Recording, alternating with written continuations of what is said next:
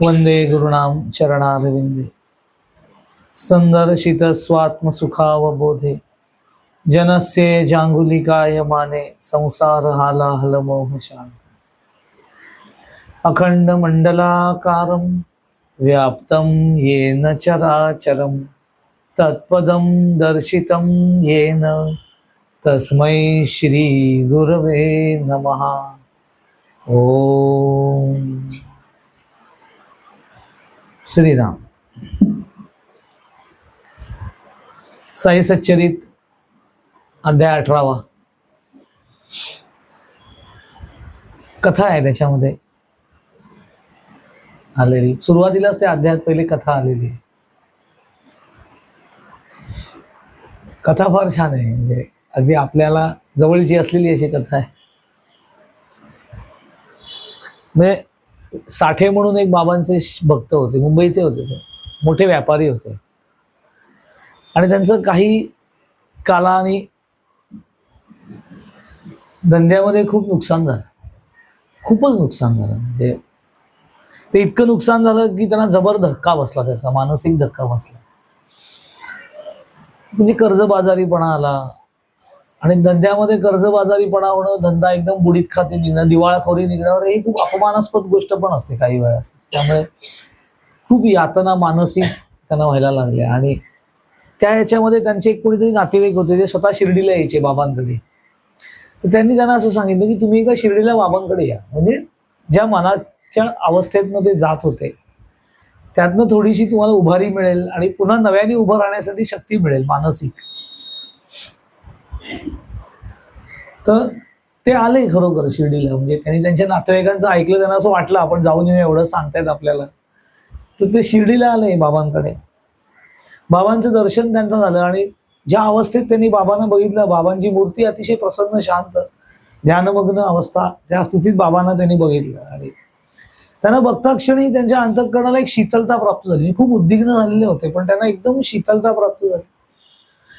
म्हणजे संतांकडे बघितलं की समर्थांनी तर दासबोधामध्ये संत लक्षणं सांगताना हे सांगितलेलं होतं की संत आनंदाचे स्थळ, संत सुखाची केवळ, नाना संतोषाचे मूळ ते हे संत। त्यांच्याकडे बघितलं की आपल्याला प्रसन्न वाटतं। आपण जी प्रार्थना म्हणतो की नाही आपल्या सद्गुरूंची सुरुवातीला, यस्य स्मरण मात्रेण, त्या पहिल्या ओळीमध्ये ह्या सगळ्या गोष्टी आल्या। यस्य स्मरण मात्रेण, यस्य स्मरण मात्रेण म्हणजे केवळ क्षणभर त्यांचं स्मरण करता, यस्य स्मरण मात्रेण चित्तम भवती निर्मलम असं म्हटलेलं की त्यांचं नुसतं स्मरण जरी केलं, क्षणभरी स्मरता ज्या चित्त होते प्रसन्न असं मराठीत म्हटलं। हृदयी वसत स्वामी माधवानंद सिद्ध असं। यस्य स्मरण मात्रेण चित्तम भवती निर्मलम, ही नुसतं स्मरण जरी केलं तरी आपल्या चित्तामध्ये एक निर्मलता प्राप्त होते, प्रसन्न वाटायला लागतं।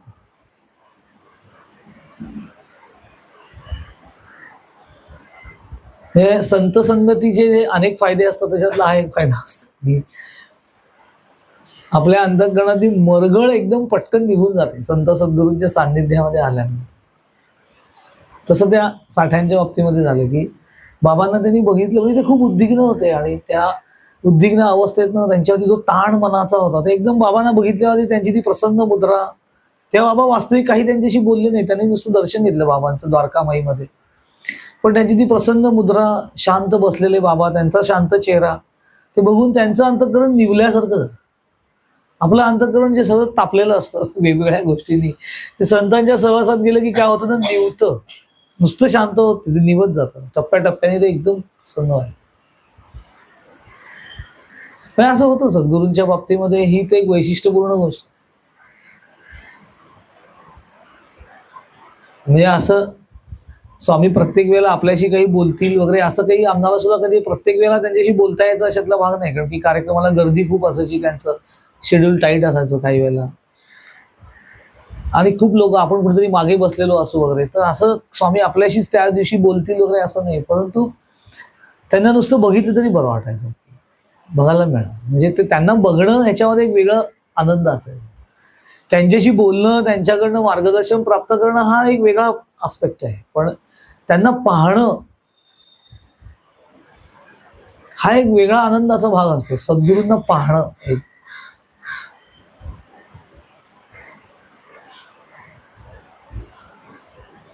तर त्यामुळे असं स्वामी पण सांगायचे की सद्गुरूंच्या सान्निध्यामध्ये जेव्हा जेव्हा संधी मिळते, आपल्याला जेव्हा संधी मिळते त्यांच्या सान्निध्यामध्ये जाण्याची, त्यांचा सहवास प्राप्त करण्याची, तर तो ती सोडू नये शक्यतो.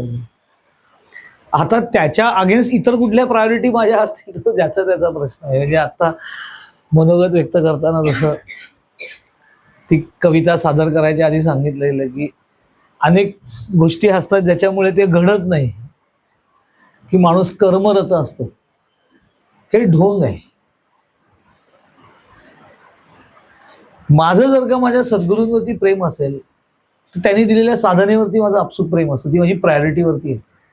मी कितीही कर्मरत असलो, कर्मरत असणं म्हणजे काय, कर्मरत अति प्रमाणापेक्षा जास्त कर्मरत असणं हा रजोगुण आहे, तो घातक आहे. आणि कारण साधना हे सुद्धा कर्मच आहे ना, नित्य. मग कर्मरत असताना ते कर्म सोडून इतर कर्म होत आहेत, तेवढंच फक्त होत नाही, काही त्याला गोष्टीला अर्थ नाही. त्या गोष्टीला म्हणजे भावनिक पातळीवरती ही खंत वाटत राहील तिथपर्यंत ते चांगलं आहे, पण ती नुसती खंत वाटून काय उगाळायची ती खंत नुसती, किंवा माझ्याकडनं होत नाही, मला खूप ध्यान करायची इच्छा आहे पण काही केल्या माझ्याकडनं होत नाही, हे नुसतं म्हणून नाही होणार आहे. काही तसं वाटणं ही तळमळ आहे, हे इथपर्यंत योग्य आहे, पण ती तळमळ कृतीमध्ये बदलली गेली पाहिजे, तर ती खरी तळमळ आहे. हे नाही काही झालं तरी मी नाही करणार गोष्टी. काय होतं, आपली साधना ही बंधन मुक्त करणारी साधना आहे. आपल्याला स्वामींनी असं सांगितलं असतं की तू रोज ध्यानाला बस 10 मिनिटं तरी. तुझं 10 मिनिटं ध्यानाला रोज नाही बसलास तर बघ बाबा काहीतरी विपरीत घडेल. आपण रोज बसू ध्यानाला. स्वामींनी असं सांगितलं असतं तर की तुझं 10 मिनिटं रोज ध्यानाला बसला नाहीस तर तुझं दर महिन्याला हळूहळू 5-5% आर्थिक नुकसान होत जाईल. इमिजिएट ध्यानाला काय वाटेल ते काढून आपण ध्यानाला बसू, पण असं काही नाहीये ध्यानाचं. त्याचा इतर व्यवहारावर काही परिणाम होत नसतो कमी जास्त, म्हणून आपल्याला वाटतं काय केलं नाही केलं. सद्गुरूंनाही काही फरक पडत नाही त्या गोष्टीचा, की एखाद्या शिष्याने एवढं सांगून सुद्धा ध्यान केलं नाही तर सद्गुरूंना वाईट वाटेल, त्यांना वाईट वगैरे काही वाटेल. राग बिग तर येतच नाही, कारण त्याच्या पलीकडे असतात गेलेले, ते वाईट पण नाही वाटत. अपेक्षाच काही नाहीये ना सर. सद्गुरूंना अपेक्षा काय आहे, आपल्याकडनं काही अपेक्षा नाही. त्यांना जो आनंद प्राप्त झालेला आहे तो आनंद देण्याचा जो मार्ग आहे, म्हणजे प्राप्त करण्याचा तो मार्ग ते आपल्याला सांगतात. चालणं न चालणं आपल्या हातावरती आहे. त्याच्यावरनं कशा पद्धतीने चालायचं आणि कसं कुठल्या दिशेने गेलं, योग्य पद्धतीने साधना केली की तो आनंद प्राप्त होईल, त्या गोष्टी टप्प्याटप्प्याने सांगत असतात. पण मी जर चाललोच नाही तर काय करणार त्याच्यावर. काय असतं, माधवनाथ नेहमी असं म्हणायचे मोठे स्वामी, की जो तक्रार करतो तो बाधक, जो प्रयत्न करतो तो साधक. प्रयत्न करत राहिले, अवॉइड नाही करायचं. मला जोपर्यंत देहाने सद्गुरू प्राप्त होत नाही तोपर्यंत माझ्याकडे नाना उपासनांचे ऑप्शन उपलब्ध असतात वेगवेगळे. मी एखादी पोथी वाचत असतो, एखादा जप करत असतो, एखादं स्तोत्र म्हणत असतो, पारायण करत असतो. हे सगळं करावं, हा आवडीचा भाग असतो, पण हा मुख्य मार्ग नाहीये अध्यात्माचा. हे ईश्वर प्राप्तीचा मुख्य मार्ग नाम आणि ध्यान. आणि ते जर सद्गुरूंनी मला दिलं असेल तर कायम लक्षात ठेवा, मी हे नेहमी सांगतो की सद्गुरूंनी उपासना दिल्यानंतर सर्वात प्रथम प्रायोरिटीवरती, प्राधान्यावरती सद्गुरूंनी दिलेली उपासना आणि त्याच्यानंतर इतर गोष्टी आल्या पाहिजे. मग मी एखादी पोथी पूर्वापार वाचतो, ती वाचायची राहून गेली तरी चालेल, तरी काही नुकसान होणार नाही. पण मी जर ध्यानाला नाही बसतो तर माझं नुकसान होणार आहे. विवेकानंदांचं एक सुंदर वाक्य आहे की नाही, आपण मागच्याला बघितलं होतं, talk to yourself once in a day, असं ते म्हणाले. म्हणजे talk to yourself once in a week, once in a month, once in a year असं नाही म्हणाले ते, once in a day. Talk to yourself once in a day म्हणजे रोज, त्याचा अर्थ होतो. Otherwise you will miss an opportunity to meeting with excellent personality, असं म्हणायचं. ते ऑपॉर्च्युनिटी त्या दिवशीची निघून जाईल. कुणाला भेटायचं, स्वजवळ असतं जायचं, तिथे ईश्वराचं अस्तित्व. तर तो भाग फार महत्वाचा असतो.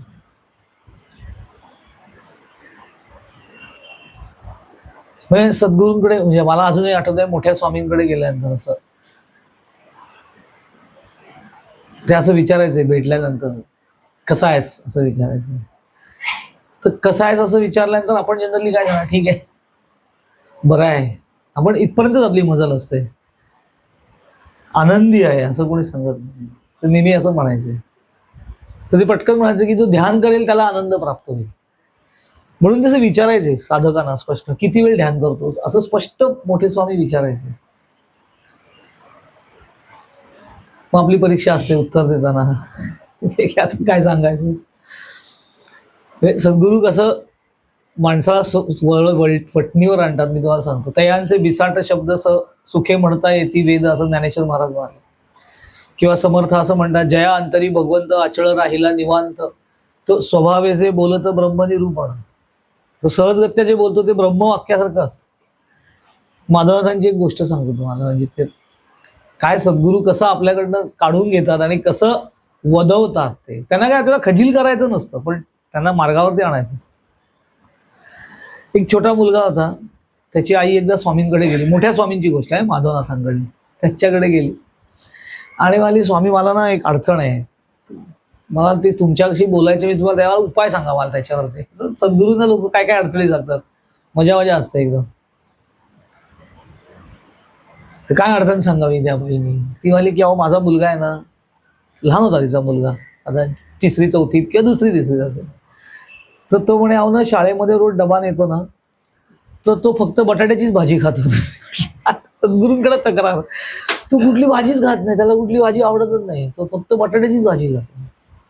मी दुसरी कुठली भाजी गेली की तो डबा अख्खाच्या अख्खा परत आणतो, तो खातच नाही, तो फक्त बटाट्याचीच भाजी खातो. आता असं कसं चालेल ना, सगळ्या भाज्या खायला पाहिजे. आईची तक्रार म्हणून स्वाभाविक आहे. तर ती तक्रार घेऊन ती स्वामींकडे गेली की तुम्ही उपाय करा, सांगा याच्यावरती. तर काय स्वामी उपाय. तर स्वामी मला अगं काही नाही, असं खाईल तो, बघू आपण, मुलांची आवड असते, हळूहळू बदलते, असं स्वामींनी त्यावेळेला तिने आपलं तिचं समाधान स्वामींच्या कानावर घातलं. पण आता सद्गुरू येते. तर तो मुलगा रोज स्वामींना भेटायचा सुद्धा, म्हणजे तो त्यांच्या शाळेत जाताना तो रोज स्वामींच्या दुकानावर जायचा. स्वामींचं दुकान होतं तेव्हा, ब्युटी क्लॉथ स्टोअर मोठ्या स्वामींचं, पेरू गेटला होतं ते. तर तिकडनं तो त्याच्या दुकानासमोर जायचा आणि तो स्वामींना हात करून जायचा. त्याला गंमत वाटायची. स्वामी सुद्धा काउंटरला बसलेले असे, त्याला हाय असं करून ते हात करायचे. तर एकदा स्वामींनी काय केलं, तो पुढच्या वेळेला जेव्हा आला तेव्हा स्वामींनी त्याला बोलवलं, इकडे काय ते तू शाळेत चाललायस. तुम्हाला हो, मग डबा घेतलास का. हो, काय घेतलं डब्यात. तुम्हाला भाजी पोळी. भाजी कुठली आहे. तुम्हाला बटाट्याची भाजी आहे. तर स्वामी मला, अरे वा बटाट्याची भाजी, खूप खुश झाले. तर त्याला इतका आनंद आला, काय स्वामींना पण बटाट्याची भाजी आवडते. तो गेला, तो दुसऱ्या दिवशी पुन्हा आला. पुन्हा स्वामींनी विचारलं, काय रे शाळेत गेला होतास का, शाळेत चाललायस का. हो. कुठली भाजी आहे. डब्यात बटाट्याची भाजी आहे. स्वामी, अरे बटाट्याची भाजी, अरे वा. ते एकच रोज वेगवेगळं एक्सप्रेशन करून त्याचं कौतुक करायचे. महिनाभर चाललं होतं त्यांचं असं सगळं. आणि एक दिवस अशी केंद्रामध्ये त्या भगिनी आल्या होत्या आणि त्या केंद्र झाल्यानंतर स्वामींना सांगितलं की स्वामी अहो तुम्ही काय जादू केलीत म्हणे. कशाबद्दल बोलतेस तू. म्हणे अहो माझा मुलगा आता वेगवेगळ्या भाज्या खायला लागलाय. स्वामी म्हणे मी कसली जादू केली त्याच्यात, त्याची आवड बदलली असेल, त्यांनी खाल्लं असेल म्हणे. नाही नाही म्हणे, मी त्याला विचारलं पण की तो, कारण काय झालं म्हणे, एक दिवस म्हणे तो आला आणि मी नेहमीप्रमाणे बटाट्याची भाजी करायला घेतली, तर त्याने सांगितलं आई आज मला डब्यात बटाट्याची भाजी नको. तर आईला म्हणे मला आश्चर्य वाटलं की म्हणे का नको बटाट्याची भाजी तुला. तर म्हणे अगं मी रोज जाताना स्वामींना भेटून जातो, तर स्वामी मला रोज विचारतात की तू डब्यात कुठली भाजी घेतलीस. तर त्यांना मी रोज एकच भाजी सांगतो, बटाट्याची भाजी. तर रोज रोज त्यांना 30 भाजी काय सांगायची. तुम्हाला वेगळी भाजी नाही, म्हणजे मला वेगळं सांगता येईल.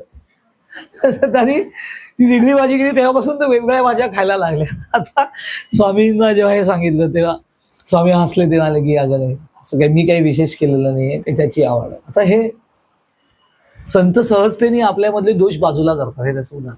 बारीक बारीक दोष असतात. तसं सद्गुरू जेव्हा आपल्याला विचारतात की अरे ध्यान किती वेळ करतोस, ते आपली परीक्षा असते की खरं सांगावं लागतं.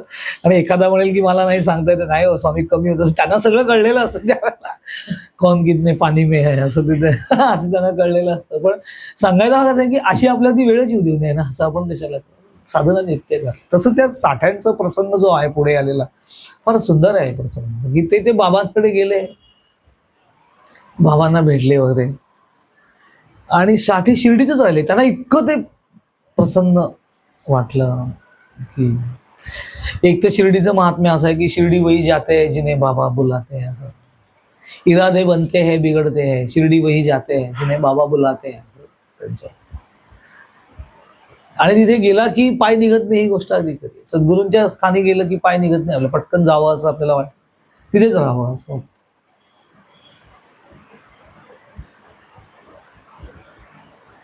म्हणजे स्वामींकडे आम्ही गेल्यानंतर सुद्धा हा अनुभव घेतलेला आहे. माया अपार्टमेंटमध्ये काय किंवा तेजोनिधीला, भंडारकर रोडला स्वामींच्या जुन्या, अजून सुद्धा तुम्ही तेजोनिधीला कधी आलात आणि स्वामींच्या खोलीमध्ये जर का आपण गेलो तर तिथे गेल्यानंतर एक तर काळाचं भान काही राहत नाही. आपण किती वेळ त्या खोलीत बसले वगैरे काही कळत नाही आणि तिथनं निघायचीच इच्छा होत नाही. म्हणजे पाय हलतच नाहीत आपले तिथनं. असं वाटतं नकोच जायला, इथे जाऊ. तसं साठ्यांचं झालं शिर्डीच्या. बाबांना बघितलं द्वारकामाईमध्ये, बाबांना भेटले आणि पाय अडकूनच गेले. चित्तच घुटमळायला लागलं. सद्गुरूंच्या सान्निध्यातलं एक वैशिष्ट्य असतं की त्यांच्या सान्निध्यात गेल्यानंतर आपल्या चित्तामध्ये, जे आपण सारखं म्हणतो ना की ध्यानाला बसल्यानंतर चित्तामध्ये किती वृत्ती येतात, तर त्याचा सराव सद्गुरूंच्या सान्निध्यामध्ये होत असतो. की ते चित्तवृत्ती कुठे लोप पावतात कळतच नाही. आपण सद्गुरूंच्या सान्निध्यात असतो.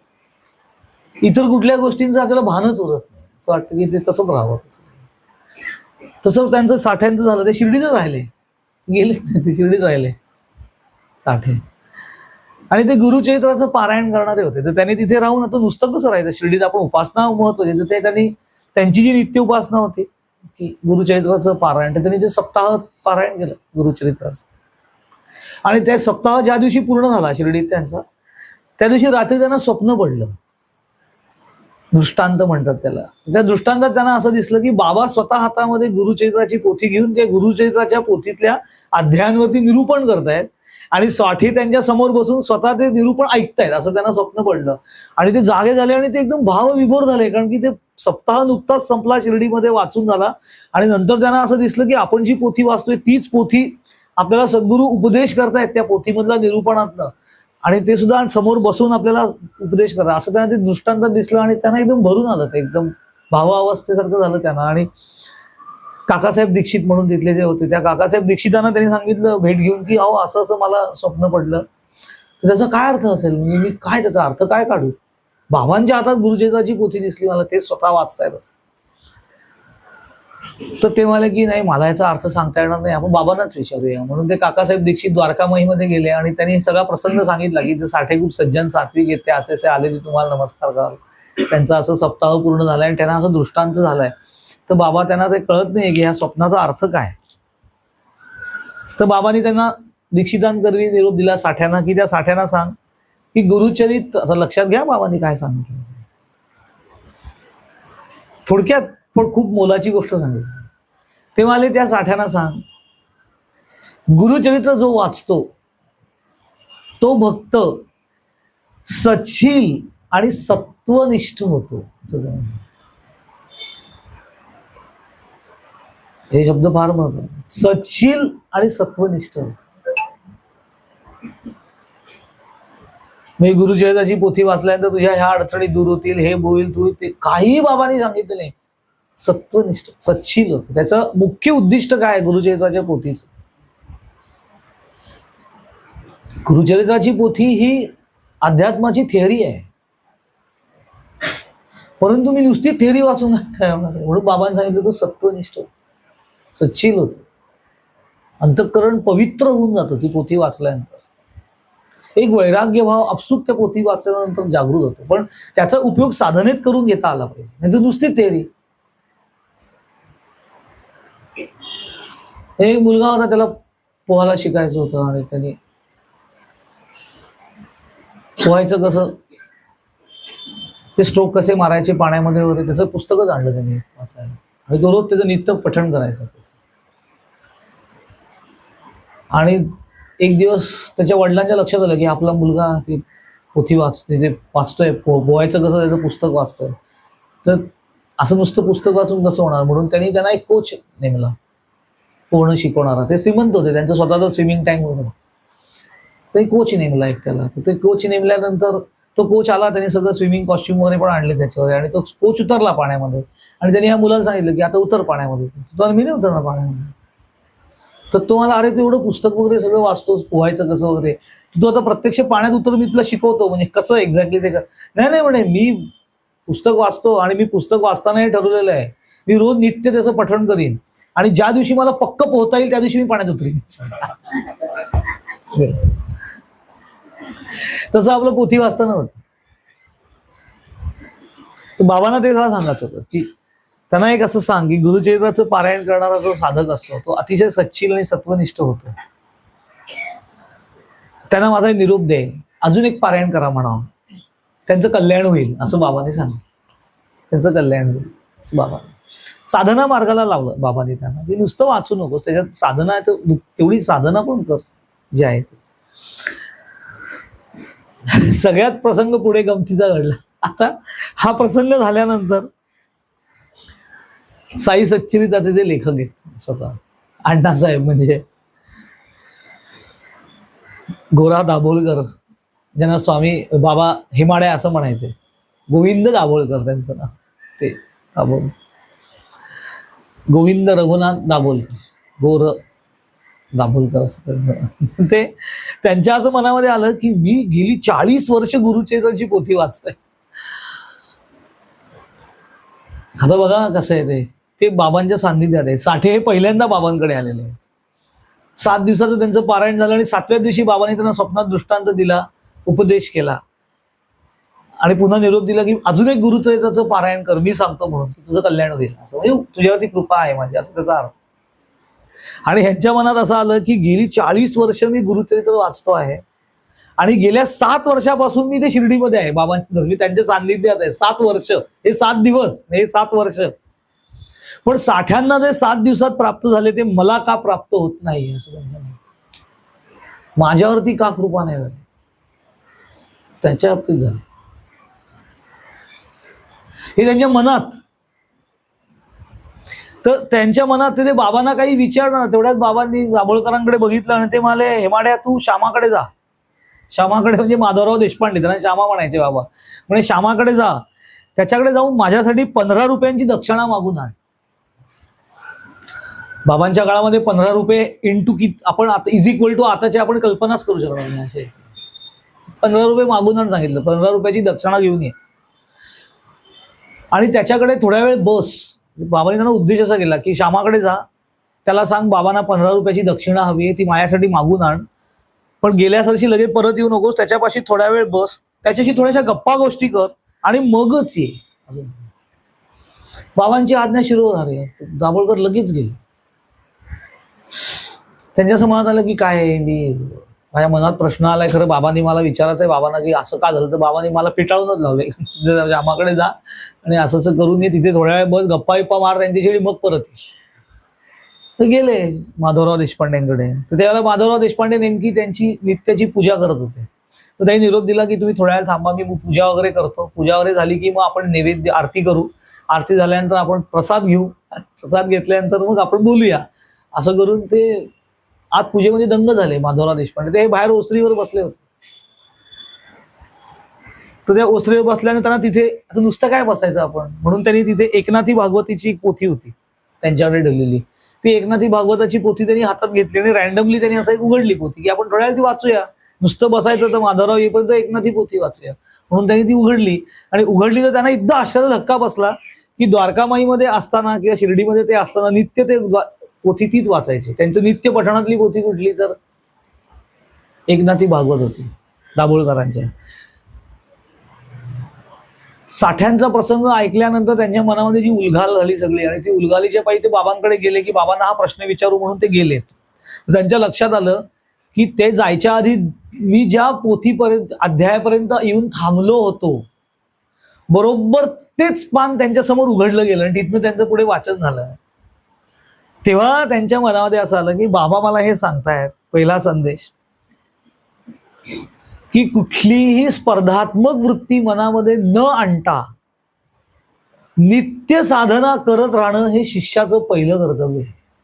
तू पहिले कर, तुला सांगितलेलं तू कर. ते 7 दिवसात त्याला का झालं आणि मला 7 वर्षात का झालं नाही हा प्रश्न तुझा नाही, त्याच्या मागे लागू नको. तुला सांगितलंय काय करायला ते तू कर. ते तू करत नाहीस कारण तू भलत्या घालत्या विचारामध्ये. अजूनही हा प्रसंग पुढे आहे, तो आपण पुढच्या केंद्रात बघू. खूप मोठा प्रसंग आहे पुढे. माधवराव देशपांडेंचं आणि त्यांचं झालेली चर्चा, राधाबाई देशमुख म्हणून त्यांची सांगितलेली कथा, अप्रतिम ते पुढे प्रसंग आहे. पण पहिले ह्या प्रसंगाचं मथितार्थ समजून घेऊ आणि मग पुढच्या केंद्रामध्ये पुढच्या त्याच प्रसंगाचा पुढचा उर्वरित भाग. आता इथे काय होतं ना, आपण सद्गुरूंच्या सान्निध्यामध्ये ज्या वेळेला असतो त्यावेळेला असं होतं की मी स्वामींचा अनुग्रह किती साली घेतलाय, अमुक साली आणि एखादी व्यक्ती अगदी अलीकडच्या काळामध्ये स्वामींचा अनुग्रह घेते आणि ती एकदम उन्मनी स्थितीमध्ये जाईल किंवा काय काय काय काय त्याला ते अनुभव यायला लागतात. मग आपल्याला असं वाटतं की काय ना, आम्ही इतके वर्ष स्वामींच्या सान्निध्यामध्ये होतो आणि आम्हाला काही डिंब आम्ही ढळत असं आपल्याला वाटत असतं. आणि काय हे आत्ता आत्ता आले सद्गुरूंच्या सान्निध्यामध्ये आणि ह्याला लगेच म्हणजे स्वामींचं असं काय असतं का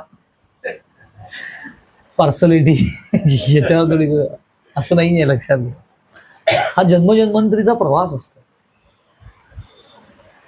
एखादी व्यक्ती अशी असते की ती तयारीचीच असते. तिची तयारी जी असते त्या कारणाने ती जेव्हा सद्गुरूंच्या सान्निध्यामध्ये म्हणजे असं जसं उदाहरण स्वरूपानंद इतकं सुंदर द्यायचे की दिवा तेलाने भरलेला आहे, शुद्ध घासून तयार झालेला एक दिवा आहे, त्याच्यामध्ये ओतप्रत तेल भरलेलं आहे, वात सुद्धा नवीन केलेली आहे आणि असा तो तयार सगळा दिवा फक्त प्रज्वलित व्हायची वाट बघतोय. कारण दुसरा दिवा त्याच्या सान्निध्यात नाही, तोपर्यंत तो दिवा नुसता थंड असतो. पण ज्यावेळेला तो एका दुसऱ्या अग्नीच्या संपर्कामध्ये येतो त्यावेळेला काय होतं, त्याचा संपर्क त्याला झाला की हा दिवा सगळा तयार लगेचच्या लगेच प्रज्वलित होतो, ती ज्योत लगेच पेटते. बाकीच्या दिव्यांना असं वाटतं की काय आम्ही किती वर्ष इथे आहोत आणि काय आमचं अजून काही पेटली नाही वादबीत आणि ह्याचं बघा नुसतं आला समोर जवळ लगेच त्याला अनुभूती आली. पण आपल्याला हे कळत नसतं की त्याची सगळी तयारी झाली, तो तयारीचा आलेला आहे, तो तिथपर्यंत आला आणि त्याची भेट झालेली आहे. आम्ही आता आलो. एक लक्षात घ्या, अध्यात्मामध्ये कधीही हा माझ्यापेक्षा वरती आणि मी त्याच्यापेक्षा खाली असं कधीच नसतं. हे पहिले मनात ठेव. असं कधी नसतं की एक शिष्य खूप उच्च पातळीवरचा आम्ही आपले काय, असं काही नसतं. हा प्रवास आहे. प्रवासामध्ये कसं आहे का की समजा माझी 9:55 गाडी आहे, मी स्टेशनवरती लवकर आलोय ना, मला 9:55 ट्रेन मिळाली. माझ्या पाठोपाठ माझा एखादा साधक आला, माझा एखादा मित्र आला, त्याला 10:55 ट्रेन मिळाली, तर तो मुळात तो 10:55 ट्रेननी येतोय ना. तो 1 तास माझ्या मागेच आहे ना प्रवासामध्ये, त्यामुळे तो कमी नाहीये. त्याचा प्रवास 1 तास माझ्या उशिरा सुरू झाला, थोडा माझ्यापेक्षा 1 तास उशिरा पोहोचेल. उशिरा म्हणजे माझ्या पाठोपाठ पोहोचेल. म्हणजे ती व्यक्ती ती आधी कशी गेली, त्याला अरे पण तुला गाडीत 10:55 मिळाले, तू आलाय त्या टायमात ना. हा एक भाग. आणि कधी कधी असं असतो की मला अगदी सकाळी 7:55 ट्रेन मिळाली आणि हा 10:55 ट्रेननी आला आणि तो पोहोचला सीएसटीला, मी अजून इथेच आहे ठाण्यामध्ये. असं कसं? 2 कारणं. एक तू सकाळी लवकर आला सगळं ठीक आहे, पण तुझी गाडी रखडली. ज्या ट्रॅकवरनं जातो तिथे ट्रॅकवरती मेगा ब्लॉक आला, त्यामुळे तो उशिरा येऊन सुद्धा त्याची गाडी भरधाव, त्याची मुळातच ट्रेन फास्ट होती, त्यांनी फास्ट ट्रेन पकडली, त्यामुळे तो कुठे थांबला नाही. आम्ही थांबलो. बरेच स्टेशनं लागतात साधना करताना आणि ती स्टेशनं भुलवणारी असतात आपल्याला. मग ती प्रपंचातली आकर्षणं असतात, अध्यात्मातली काही आकर्षणं असतात, अनेक आकर्षणं स्टेशनवरती ती मधली स्टेशनं असतात, आपल्याला ती भुलवत असतात. स्टेशनं तर लागणारच मध्ये, कारण तो प्रवास आहे. तुम्ही त्या स्टेशनवरती अडखळलात, उतरलात, तुमची गाडी तिथे थांबली की थांबली. सद्गुरू काय करणार? ते डेस्टिनेशनला असतात, तिथनं ते बोलवत असतात आपल्याला. सगळ्यांना ट्रॅक एकच देतात, स्पीड ज्याचा त्यांनी मेंटेन करायचा असतो. त्यामुळे सगळ्यात पहिले लक्षात ठेवलं. तर माधवराव देशपांडेंच्या कथेतनं बाबांनी काय सुचवलं त्यांना की त्यांना 7 दिवसात का प्राप्त झालं, तर मुळात 7 दिवसात त्यांना प्राप्त झालेलं नाहीये. लौकिक दृष्ट्या दिसायला ती कृपा 7 दिवसात झालेली आहे, पण त्यांचा प्रवास खूप आधीपासून घडलेला आहे. आणि दाभोलकर जरी 7 वर्ष स्वभावाच्या सान्निध्यात आले तरी अजून तितकी आंतरिक तयारी कुठे झालेली आहे सरेंडरनेसची. बाबांनी सांगितलं तेवढंच करणं, बाकी काही करणं नाही. आम्ही किती वेळ, आपल्याला कल्पना नाही आहे आपण किती वेळ फुकट घालवतो आपल्या आयुष्यात साधनेसाठी. किती वेळ, मला वेळच मिळत नाही. अरे कसं शक्य आहे का हे वेळ मिळत नाही.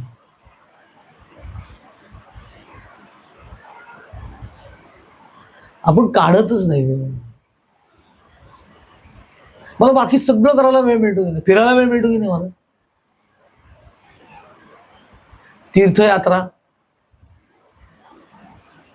तुवा व्रत नियमू न करावे, शरीराते न पिडावे, दुरी केही न वचावे, तीर्थासी गात, ज्ञानेश्वर महाराजांनी सांगितलं. व अननेसेसरी वेळ फुकट घालवून तीर्थयात्रा करत, मी आज ह्या तीर्थयात्रेला गेलो, मी इकडे गेलो, मी तिकडे गेलो, असं केलं तसं केलं. जाण्याबद्दल सद्गुरूंना काही ऑब्जेक्शन नाहीये, पण किती काळ ते करत राहणार, काही त्याचं वेळेचं नियोजन आहे की नाही.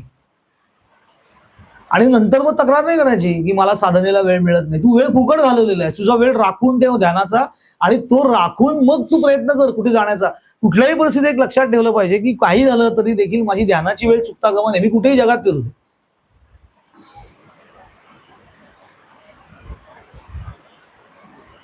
मी आमच्या सद्गुरूंना एकदा विचारलं होतं की स्वामी तुम्ही कधी मानस सरोवरला गेलायत का हो? असं विचारलं. आता डेस्टिनेशन स्पिरिच्युअलिटी खूप तयार झालेली आहे.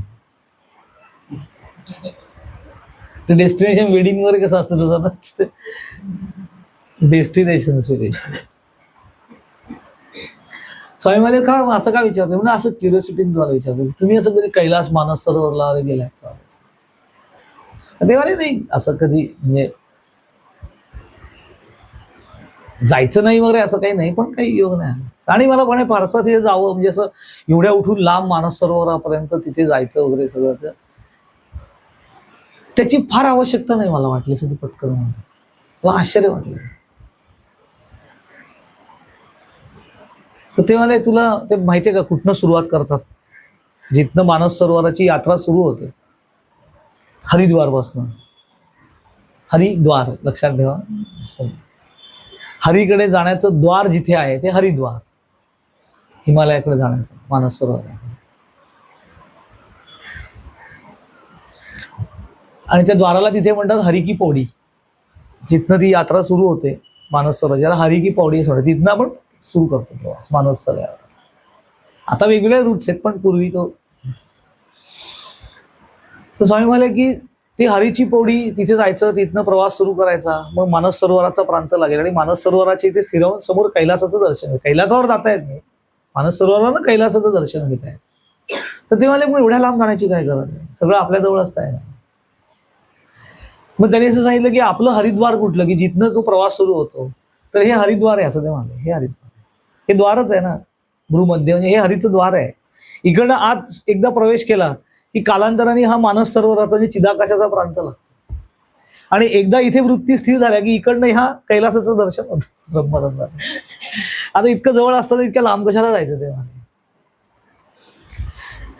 हे कुणी जाऊ नये असं त्यांना सांगायचं नाहीये. परंतु तुम्ही तिथे गेल्यानंतर हे सगळे लांबचे लांबचे प्रवास आहेत. करा ना ज्याला आवड आहे ज्याच्याकडे ती आर्थिक क्षमता आहे ह्याला शारीरिक क्षमता पण लागते. मानस सरोवरला जायचं तर आपल्याला मेडिकल चेकअप होतं. बीपीचा वगैरे त्रास असेल तर आपल्याला व्हिसा मिळत नाही कारण ते चायनाच्या हद्दीमध्ये येतं. तिथे पासपोर्ट आणि व्हिसा लागतो मानस सरोवरला. हे ती मध्ये चायनाची एक एरिया येतो तिथनं जायला लागतं त्यामुळे आपल्याला ते तेवढा पोर्शनसाठी तुम्हाला पासपोर्ट लागतो. हे सगळं करून माझ्याकडे सगळी शारीरिक क्षमता आहे हे सगळं आहे तर जरूर करावं. प्रश्न हा आहे की या सगळ्या कालावधीमध्ये माझं ध्यान होणार आहे का?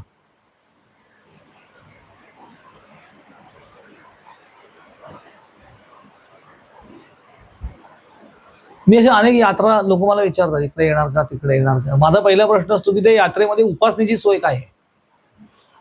पहिला प्रश्न करू नका अशातला काही भाग नाही. त्याने एक वृत्ती आणि भाव तयार होतो. स्थानमहात्म्य असतं त्यात काही प्रश्नच नाहीये की तिथे गेल्यानंतर एक विशिष्ट वृत्तीने आपलं अंतःकरण व्यापलं जातं त्याचा एक परिणाम आपल्या अंतःकरणावरती आपण खूप पॉझिटिव्ह एनर्जी घेऊन परत येतो. पण ती आणली काय साधना केली नाही असं नाही. तुम्ही नाना करंदीकरांचं नाही मी पुस्तक सांगतो तुम्हाला तुम्ही जरूर वाचा. 2 पुस्तकं आहेत त्यांचे. ठाण्याचे नाना आपण स्वामींच्या भवनात जातो ना ठाण्या लोणावळ्याला त्याचे जे संस्थापक आहेत नाना करंदीकर विष्णुनगरला त्यांचं उपासना केंद्र आहे ठाण्याला त्यांचं घर पण तिथेच आहे. त्यांची 2 पुस्तकं आहेत लक्ष लक्ष पावलांची कथा आणि आनंद यात्रा. म्हणजे त्यांनी पदयात्रा केलेली आहे ठाणे ते जगन्नाथपुरी आणि ठाणे ते अक्कलकोट अशा त्या 2 यात्रांचं ते वर्णन पुस्तक. तुम्ही जरूर वाचा ते पुस्तक. मग तेव्हा कळेल की यात्रा म्हणजे काय. पहिली मुख्य गोष्ट तरी कशी केली आणि एवढ्या सगळ्या कल्पना आपण करू शकत नाही. त्यांनी ज्या पद्धतीने ती पदयात्रा केली ते आपल्याला तर काही म्हणजे आम्ही तशी एक पदयात्रा केली पण आहे पण आम्हाला आमच्या स्वामींनी लगेच जागात दाखवून दिली होती ती.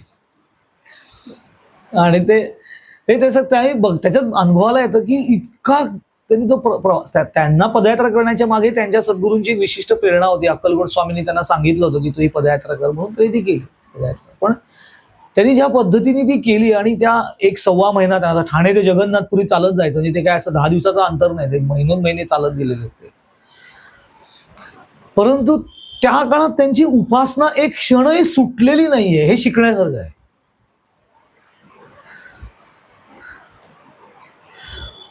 आपण पहिले पदार्थ निघू, पहिला प्रश्न आपला काय असेल की 40 किलोमीटर चालल्यानंतर आधी राहायची सोय कुठे होणार आहे बाबा, पहिले बघा. तर असं काही विचार नाही, ते सुटले झालं. स्वामींनी आदेश दिला चालले. आणि त्यांचं लक्ष काय की स्वामींनी उपासना काय सांगितलेली आहे, ध्यानाला बसणं आणि नाम. नाना अखंड नाम घेत चालायचे, अखंड नाम घेत. आणि जिथे थांबायचे तिथे पहिले सुचिरभूत होणार आणि पहिले ध्यानाला बसणार, त्यांचं वर्णन आहे त्याच्यामध्ये. त्याच्यानंतर पुढचं काय असेल ते, तोपर्यंत काही नाही. अशी यात्रा मी करणार असेल तर करायला काही भगवंताची ना नाही. मग ज्ञानेश्वर महाराज पण नाही म्हणतात. पण ते काय म्हणतात की शरीरात ते पिडू नये, तुवा व्रत नियमू न करावे, शरीरात ते न पिडावे, दुरी केही न वेचावे. दुरी केही न वेचावे म्हणजे उगाच कुठेतरी लांब काहीतरी तीर्थयात्रा करत वेड्याला का अख्खं जीवन घाललं, ही तीर्थयात्रा केली, ती तीर्थ इकडे गेलो तिकडे गेलो. आणि लोक त्याचा अहंकार सांगतात, मी जाऊन आलो 11 वेळा गिरनार चढलोय, माहितीये. तुला ह्याच्यात काय सांगायचं, 11 वेळा गिरनार चढलंय. तिथे 11 वेळा गिरनार चढण्यापेक्षा हे गुरु शिखर एकदा गाठणं एकदा म्हणजे काही टेन्शनच नाही ना. त्या 10,500 पायऱ्या चढायच्या आहेत ना, ह्या किती चढायला लागतील याचा कल्पना आहे का तुला, इथल्या इथे.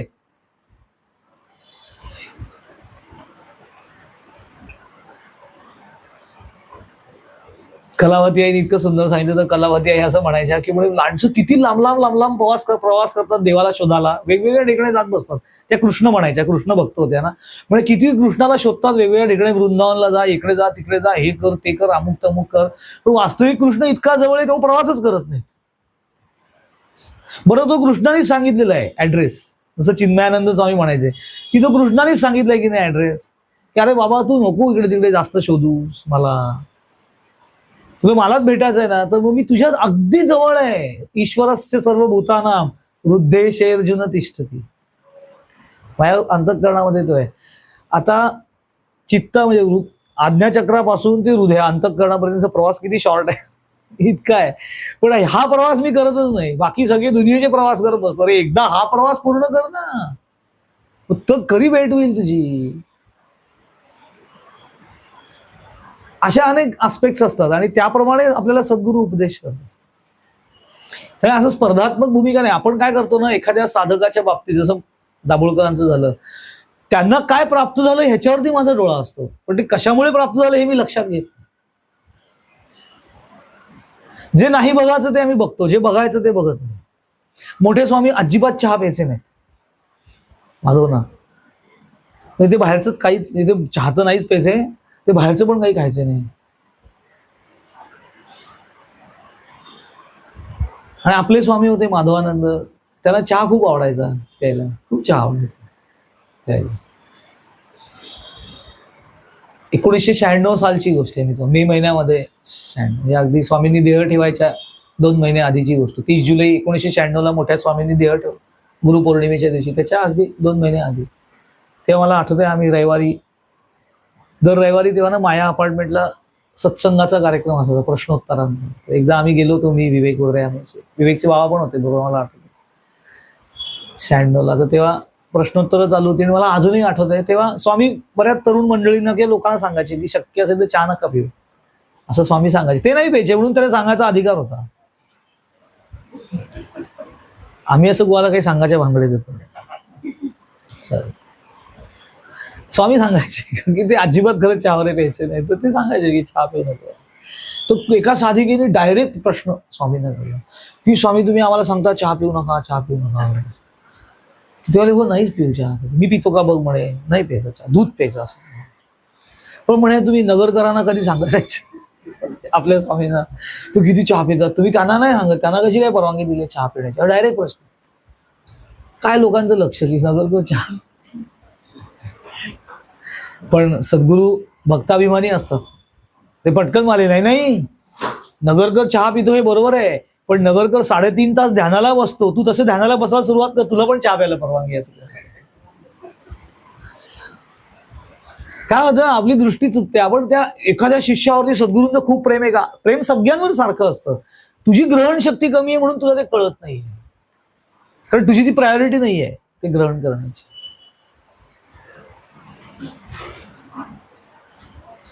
ओढ निर्माण झाली पाहिजे, ओढ अशी आतनं ओढ लागते. सद्गुरूंना भेटावं, नाही भेटता येत नाही ना, मग त्यांना कसं भेटायचं? स्वामी म्हणायचे मला भेटायचं आहे तुला, रोज शक्य नाही ना मला भेटणं, तू रोज साधनेला बस. साधनेला बसणं ही सद्गुरूंची भेट आहे. ओढ लागली पाहिजे, मला भेटावंच त्यांना वाटलं पाहिजे. आणि ते कधी निर्माण होतं? जेव्हा माझं अंतःकरण त्यांच्याशी जोडलं जातं. आणि त्याला काय प्रेमाचं नातं असतं. सद्गुरूंची शिष्याचं नातं प्रेमाचं असतं. प्रेम असेल त्यांच्यावरती तर ते शक्य. प्रेमाच्या भावनेतनं असं काही वेळेला होतं की एखाद वेळेला त्याला मिळालं, मला का मिळालं नाही, तो जो हट्ट म्हणून ते ठीक आहे, पण स्पर्धा नसली पाहिजे. स्पर्धेने नुकसान आपलं स्वतःचं होतं. आपण जर का आपल्या सहसाधकाबरोबर स्पर्धात्मक वृत्ती ठेवली तर आपलं स्वतःचं जो वृत्ती ती बाळगतो त्याचं नुकसान होतं. ज्याच्याबद्दल ती बाळगली त्याचं नुकसान नाही होत, तो निघून जाईल पुढे. तसं ते माधवराव देशपांडेंचं त्यांना 7 दिवसात प्राप्त झालं तर दाभोळकरांच्या मनामध्ये आला, रे पण तुझी नित्य उपासना तू नीट कर ना. तुझ्या मनात काहीतरी विकल्प आले, तू लगेच उठला मला विचारायला. पोथी राहिली ना अर्धवट वाचायची, ठरवलंयच की नाही एकनाथी भागवताचे 1 रोज अध्याय वाचायचे, वाच पहिले उपासना, बाकी सगळ्या गोष्टी नंतर. बाबांनी बरोबर उपासनात लावलं की नाही, तर माधवराव श्यामा देशपांडेकडे पाठवलं, तिथे गप्पा टप्पा करायला सांगितल्या. तर पहिले हातात काय आलं तर तीच पोथी, तिथनंच पान सुरू. त्यांना कळलं की अरे तेच पान नेमकं आलं जे मी अर्धवट सोडून आलो होतं. बाबांनी पहिला संदेश दिला, नित्य उपासना तुला सांगितले ते कर. तू काय त्यांनी काय, आपण काय करतो, स्वामींनी काय करायचं ते आपण ठरवायला लागतो. ते तू नको ठरवूस, तुला स्वामींनी काय सांगितले ते तू कर, त्यांना काय करायचं ते करतील.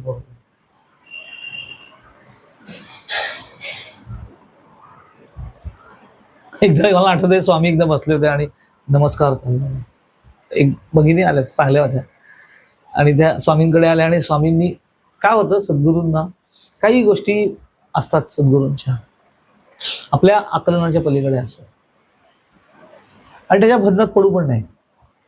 सद्गुरूंची प्रत्येक कृती त्याचा तर्काने विचार करत बसायचा नाही, असं का तसं का, असं श्रद्धेने बघावं त्याच्याकडे. तर एकदा असं झालं की स्वामींना एका कोणतरी साधिकेने का साधकाने नमस्कार केला, तर स्वामींनी असा हात ठेवला डोक्यावर त्यांचा. म्हणजे स्वामी उंच होते ना एकदम, 6 फुटाची हाईट होती माधवानंदांची. तर आणि दुसरा एक साधक मागणं आला तर त्यांनी पण नमस्कार केला. तर स्वामींनी असा हात करून त्यांची जी मुद्रा आहे नेहमीची असा हात केला आणि कल्याण मस्त असं. तर त्यांनी डायरेक्ट स्वामी डोक्यावर हात ठेवा ना, डोक्यावर हात डोक्यावर हात ठेवा. तर स्वामींनी आता काय गुणाची काय अपेक्षा असते, तर स्वामींना वाटतं ठीक आहे त्याचं एवढं. स्वामींनी असं त्या डोक्यावर हात ठेवला, नाही त्याच्या ठेवला तसं.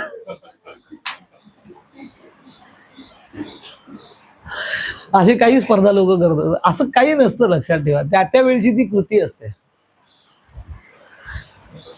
पण आमच्या अँटीना ऑन असायची तेव्हा, हे सगळे प्रसंग घडायचे तेव्हा, आणि आम्ही ते सगळे नोट डाऊन करायचो मनामध्ये की आता हे स्वामींना विचारा. तर आम्ही विचारतो प्रश्न, मी विचारायचो. मी एकदा स्वामींना असा प्रश्न विचारला की म्हटलं स्वामी एक प्रश्न विचार, एक छोटा. तर त्या माझ्या प्रश्न विचारण्याच्या आविर्भावानंच त्यांना कळायचं की माझा कुठला आणि काय प्रश्न असणार आहे. तर ते मला हा विचारतो काय विचारायचं आहे. तुम्ही म्हटलं की नाही एकदा असं घडलं होतं की तुमच्याकडे पुण्याला आपल्या कार्यक्रमाच्या वेळेला एका व्यक्तीने तुम्हाला नमस्कार केला, तर तुम्ही त्याच्या डोक्यावरती असा हात ठेवलात आणि त्याच्या मागणं एक व्यक्ती आली आणि त्यांनी तुम्हाला असं सांगितलं नमस्कार केला, आणि तुम्ही त्याला काही स्पर्श वगैरे केला नाही, तुम्ही फक्त असा हात करून कल्याण मस्त असा आशीर्वाद दिला. तर त्या व्यक्तीने तुम्हाला असं सांगितलं की माझ्या डोक्यावरती हात ठेवा वगैरे असं.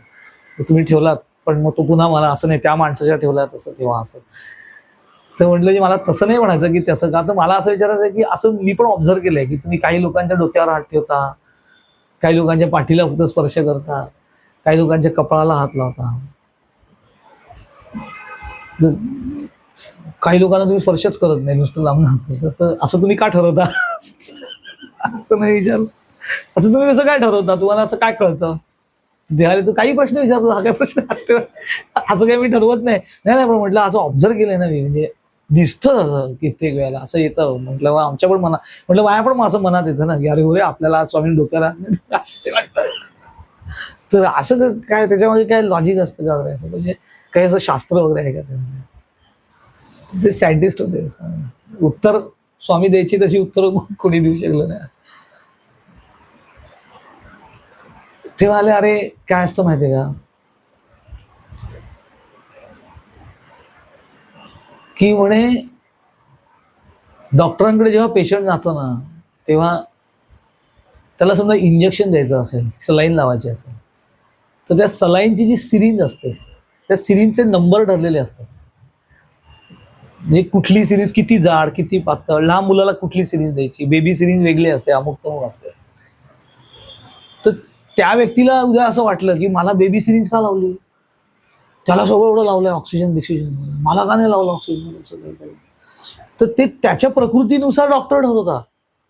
औषध तेच द्यायचं असतं, पण ते इन्सर्ट करण्याची जी प्रक्रिया असते ती त्याच्या शरीराला कितपत झेपणार आहे त्याला ते त्याच्यावर त्या सद्गुरू डॉक्टरांना कळतं. तसं सद्गुरूंना तुला किती स्पर्श करायचा, आणि हे सद्गुरू नाही ठरवत ते म्हणाले. लक्षात घे, पहिली मुख्य गोष्ट, हे सद्गुरू ठरवत नाहीत, हे शिष्य ठरवतो की सद्गुरू तुला कसा स्पर्श करणार आहे.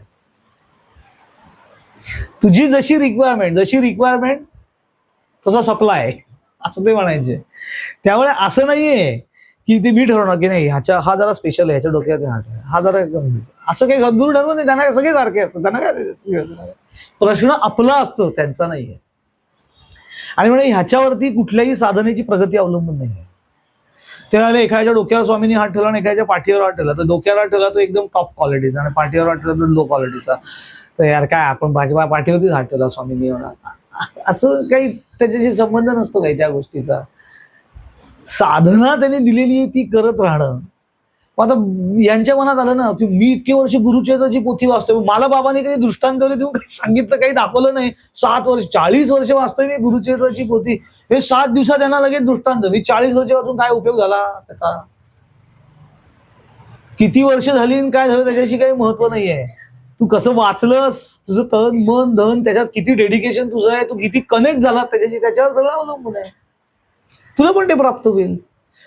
कसं आपण चुकतो लक्षात घेतलं नाही. अरे स्वप्न दृष्टांत झाला, 7 दिवस त्यांनी पोथी वाचली, त्यांना स्वप्न दृष्टांत झाला, तर त्याच्यावरती तू एवढं कम्पेअर करतो. पण तुझ्या हे लक्षात नाही आलं की तुला बाबांनी 7 वर्ष जवळ ठेवलंय, त्याचं कुठे गेलं काही काम. त्यांना तर दृष्टांत झाला रे, फक्त ते बिचारे आत्ता आले. अरे पण तू 7 वर्ष आहेस ना बाबांच्या सान्निध्यात, मग बाबांनी ठेवला ना तुला 7 वर्ष, इथे तुला जवळ ठेवलं ना, याच्यातच किती गोष्टी आल्या. मी आता का स्पर्धा करतोय, माझं काम काय आहे, फक्त ध्यान करणं, साधना करणं. आणि असं काही नसतं. लक्षात ठेवा की सद्गुरूंच्या जवळ जे लोक वावरतात, अगदी सतत स्वामींच्या बरोबर आहे, त्यांची प्रगती एकदम फास्ट होते, असं काही नाहीये. कित्येक वेळेला असं होतं, मोबाईल टॉवरच्या खाली गेलं की रेंज मिळत नाही.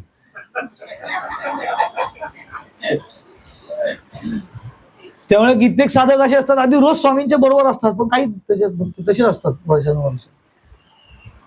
तोच इगो ते धरून बाळगत असतो. म्हणजे प्रत्यक्ष त्यांच्या सान्निध्यात सकाळ संध्याकाळ वावरलेले असतात. कारण की तुम्ही त्यांच्या किती जवळ आहात, त्यांच्या किती जवळ वावरताय का याच्यावरती काही अवलंबून नाहीये. तुमचं अंतःकरण साधनेशी किती जोडलं गेलेलं आहे त्याच्यावरती त्यांची प्रगती अवलंबून आहे. मग तुम्ही फिजिकली किती लांब असलात काही फरक पडत नाही. आपले गुरु स्वामी माधवानंद हे वॉशिंग्टनला होते काही काळ, स्मिथसोनियन इन्स्टिट्यूट, तेव्हा स्वामींपासून किती लांब होते, पण आता ते इतके वर्ष तिथे होते, मग त्यांची तेवढी वर्ष फुकट गेली, प्रगतीच झाली नाही. कारण का माया पासून लांब होते, असं नाही झालं. कारण ते फिजिकली जरी लांब असले ना तरी अंतःकरणाने त्यांच्या जवळ असतात. ते जास्त इम्पॉर्टंट आहे. फिजिकली जवळ येणं, त्यांच्या सान्निध्यात राहणं ही ऑपॉर्च्युनिटी आहे. ती जेव्हा जेव्हा मिळेल तेव्हा ती जरूर घ्यावी, ती सोडू नये. हा दंडक आहे. परंतु प्रत्येक वेळेला नाही मिळालं तर त्याच्यावरती काही आपली प्रगती अवलंबून आहे. अवलंबून आहे प्रगती ती आपल्या डेडिकेशनवरती, साधनेवरती. मग लोक काहीतरी हट्ट करतात, सद्गुरूंनी माझ्यावरती कृपा करण्यासाठी आता आजपासून मी हे करीन. ते पुढच्या प्रसंगामध्ये ते माधवराव देशपांडे आहेत ना, त्यांच्याशी बाबांनी काय निरोप दिला होता की तू त्या श्यामा देशपांडेकडे जा, म्हणजे माधवराव देशपांडेकडे, त्याच्याकडनं 15 रुपये माझ्यासाठी वर्गणी घेऊन ये आणि तिथे थोड्या वेळ बस, त्याच्याशी गप्पा गोष्टी कर आणि मग ये. आता गप्पा गोष्टी कर सांगितलेलं आहे. आता हे माधवराव देशपांडेंना काही माहिती नाहीये. मग माधवराव देशपांडे पूजा करून बाहेर आले. बाहेर आल्यानंतर तोपर्यंत हे एकनाथी भागवत वाचत होते. यांना जो संकेत मिळाचा एक तो मिळालेला होता. मग माधवराव देशपांडे बाहेर आले. त्याच्यानंतर ते दाभोळकरांना म्हणाले की आता तुम्ही इतक्या वेळ बसलाय, माझी पूजा झालेली आहे. मी तीर्थ वगैरे त्यांना दिलं आणि ते मला आपण थोडंसं जरा प्रसाद ग्रहण करूया, थोड्या जरा थांबूया, आपण जरा बोलूया सुद्धा, आणि मग आपण जाऊया. तोपर्यंत बाबा पण द्वारकाबाईमध्ये आले असतील, आपण तिथे जाऊया. आणि मग ते गप्पा मारायला बसले आणि ते मला तुम्हाला ना एक मला गोष्ट सांगायची आहे, ती मला बाबांनी सांगितलेली गोष्ट आहे, असं ते माधवराव देशपांडे म्हणतात. आणि पुढे माधवराव देशपांडे ती कथा सांगायला सुरुवात करतात. ती कथा राधाबाई देशमुख म्हणून त्यांच्या एका साधिकेची ती कथा आहे. आणि त्यांना सुद्धा त्या कथेतनं सुद्धा बाबांनी कसा उपदेश केला, साधकांनी कसं राहिलं पाहिजे, काय कुठल्या गोष्टीला प्रायोरिटी दिली पाहिजे, की सद्गुरू कृपा कशी करतात, तो प्रसंग ह्या प्रसंगाचा उर्वरित भाग आहे त्या प्रसंगाचा. 18व्या अध्यायामध्ये ते तो प्रसंग येतात आपला. आपण सुद्धा लक्षात ठेवलं पाहिजे की सद्गुरूंची कृपा काही कुठल्याही लौकिक गोष्टीवरती अवलंबून नाही आहे. असं काही नाही आहे, साधनेवरती अवलंबून. मी साधना किती चांगली करतो त्याच्यावरती सगळ्या गोष्टी अवलंबून असतात. आपलं काय होतं की आपण साधने ढिले पडतो, बाकी सगळं मी टाईट करतो एकदम.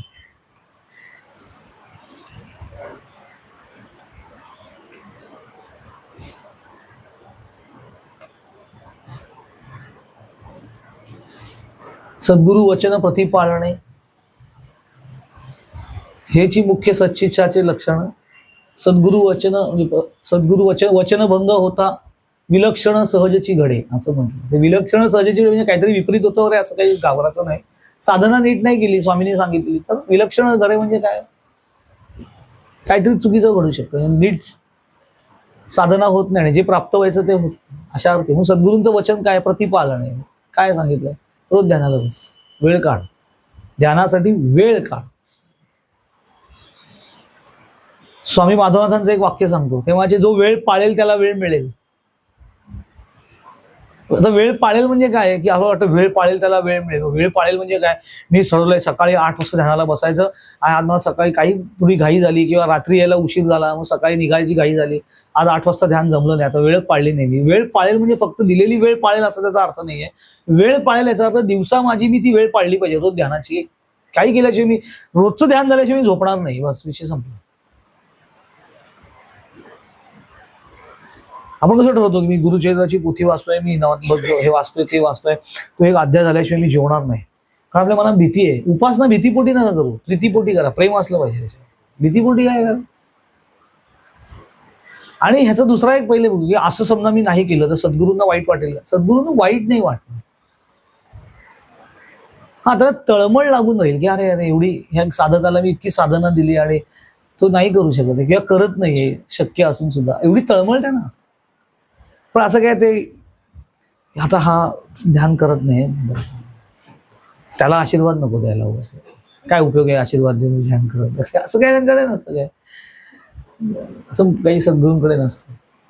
त्यांचा हात असा असतो, ते सगळ्यांमध्ये सारखी कृपा करतात. आपलं भांड आपण नीट घेऊन जायला पाहिजे, त्याला भोकं नको पडायला. ती नीट चांगलं घासून पुसून भांड घेऊन जायचं त्यांच्याकडे, की त्यांची कृपा आपल्यामध्ये ती स्टोअर करता येते. आणि ते स्टोअर करण्यासाठी काय करायला लागतं, भांडं स्वच्छ पाहिजे, रोज घासलं पाहिजे. असं गोंदवलेकर महाराज म्हणायचे की सद्गुरूंची कृपा जर का आपल्याकडे टिकून व्हायला हवी असेल तर आपल्या अंतःकरणाची भांडी रोजच्या रोज घासून स्वच्छ केली पाहिजे. म्हणजे रोज उपासना केली पाहिजे त्याचा अर्थ आहे. रोज नाम घेतलं, ते नाम सांगायचे, रोज नाम घेतलं पाहिजे. तसं स्वामी सांगतात रोज ध्यान केलं पाहिजे. नाम आणि ध्यान ह्या पूरक एक उपासना आहेत एकमेकांना असल्याचे, त्यामुळे रोजही गोष्टी कराव्यात. बाबा काय पुढच्या प्रसंगातनं सांगणार आहे ते आपण पुढच्या केंद्रामध्ये बघू. त्या अध्यायाचा उत्तर रंग जो आहे तो. पण तुर्तास लक्षात ठेवलं पाहिजे की सद्गुरूंची कृपा प्राप्त करण्यासाठी स्पर्धात्मक वृत्ती उपयोगाची नाही, निश्चयात्मक वृत्ती उपयोगाची. निश्चय केला मी साधना करेल आणि नुसती खंत नाही बाळगायची. खंत बाळगणं इथपर्यंत ठीक आहे की माझ्याकडनं होत नाहीये साधना वगैरे, पण असं नुसतं सद्गुरूंना मी रोज सांगत बसलो माझ्याकडनं होत नाही, माझ्याकडनं होत नाही. सद्गुरू म्हणजे मग आता काय करू मी, तू करतच नाही, होत नाही होत नाही, तू होत नाही होत नाही म्हणण्यात जितका वेळ घातला तेवढ्या वेळात ध्यान कर. त्यामुळे असं नाही करायचं. मी मागे आमच्या पदयात्रेचा किस्सा सांगितला होता. आम्ही चालत जेव्हा पुण्याला गेलो अरे आम्हाला खूप कौतुक बितुक सगळ्या लोकांनी केलं, स्वामींनी पण कौतुक थोडंसं. सद्गुरू असल्या गोष्टीचं कौतुकच करत नाही कधी, ते कधी आयुष्यात करत नाही. पण त्यांनी आम्हाला आणलं की नाही रस्त्यावरती, बरोबर जागेवर आणून ठेवलं की नाही. कारण त्याचं कारण काय होतं की तुम्ही चालत वगैरे आलात माझ्याकडे इथपर्यंत, कौतुक आहे ठीक आहे, पण त्या 3-3.5 दिवस तुम्हाला जे चालायला लागले माझ्यापर्यंत यायला, तर त्याच्यामध्ये किती वेळ ध्यान झालं हा त्यांचा रोष, विचारण्याचा जो रोख होता की ते सगळं ठीक आहे, पण तुम्ही त्या 3 दिवसात ध्यान केलं का, तर त्याचं उत्तर आमच्याकडे नाही असं होतं. कारण की एवढं 40-45 किलोमीटर रोज चालल्यानंतर बोडक्याचं ध्यान आमचं होणार आहे, आम्ही झोपूनच जायचो डायरेक्ट तिथे, जेवलो की झोपलो. म्हणजे मग त्यांचं म्हणणं की 3 दिवस गेले ना तुमच्या आयुष्यातले, ते परत फिरून नाही येणार आणि त्या 3 दिवसासाठी तुम्हाला परत यायला लागेल एक जन्म घेऊन मोक्षासाठी. कारण ते 3 दिवस कमी पडतील साधनेचे, नेमके तेवढेच 3 दिवस मिस होते. कारण वेळ फुकट घालवायचा नाही आणि जायला काही परवानगी नाही. आपल्या स्वामींना तर फिरायची किती हौस होती, किती ठिकाणी स्वामी फिरलेले आहेत, पण त्यांनी कुठे येईल तिथे ध्यान केलेलं आहे.